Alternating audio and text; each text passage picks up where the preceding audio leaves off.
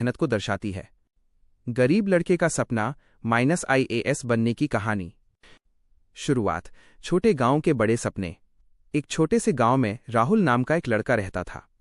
गांव में चारों ओर कच्ची सड़कें और मिट्टी के घर थे। राहुल का घर भी टूटा फूटा था, लेकिन उसकी आंखों में चमक और मन में बड़े सपने थे। उसके पिता खेतों में दिन भर कड़ी धूप में मजदूरी करते थे और माँ दूसरों के घरों में काम करती थी। घर में कभी कभी 2 वक्त का खाना जुटाना भी मुश्किल हो जाता था, लेकिन राहुल इन मुश्किलों से घबराता नहीं था। स्कूल का संघर्ष और लोगों का मजाक। गांव के सरकारी स्कूल में राहुल अपने फटे हुए पुराने बैग और बिखरी हुई किताबों के साथ जाता था।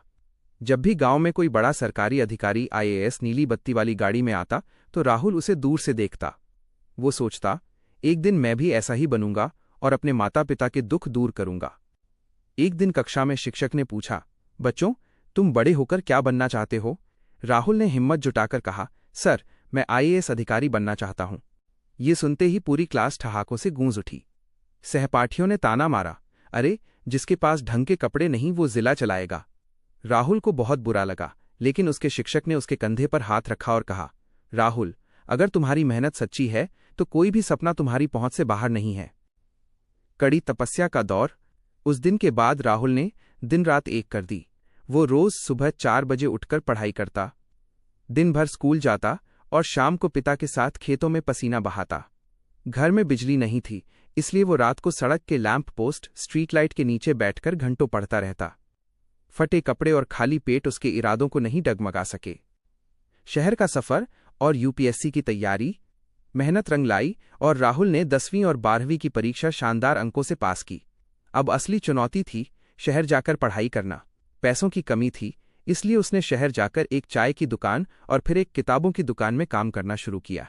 वो दिन भर काम करता और रात को UPSC की तैयारी में डूब जाता। सफर आसान नहीं था। पहली बार जब राहुल ने UPSC की परीक्षा दी तो वो फेल हो गया। लोग फिर से हंसने लगे और कहने लगे, कहा था ना, ये तुम्हारे बस की बात नहीं, गांव वापस लौट जाओ। लेकिन राहुल ने अपनी गलतियों से सीखा और दोगुनी मेहनत से फिर जुट गया। जीत का दिन और शानदार वापसी। आखिरकार वो ऐतिहासिक दिन आया जब UPSC का परिणाम घोषित हुआ। राहुल ने लिस्ट में अपना नाम देखा, उसका चयन हो गया था। उसकी आंखों से खुशी के आंसू बह निकले।